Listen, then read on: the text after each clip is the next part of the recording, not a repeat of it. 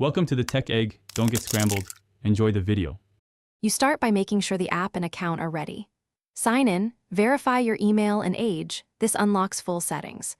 Once done, update Roblox to the latest version and restart the client so changes take effect. Next, open Settings by clicking the gear icon in the top right, then choose Settings.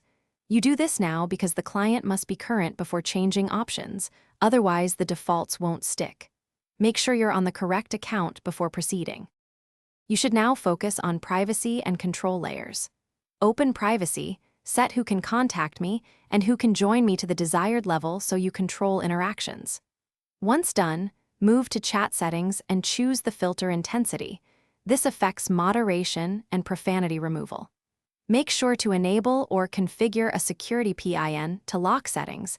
That prevents others from altering your choices. These steps matter because communications and permissions define your in-game experience and safety.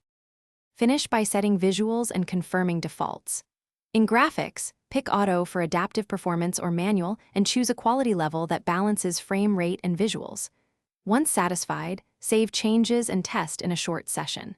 If settings look wrong, use Restore Defaults to revert and then reapply your preferences that often resolves conflicts. If problems persist, clear the app cache, reinstall the client, and verify your internet connection. Thanks for watching. Consider subscribing if I helped unscramble your problems.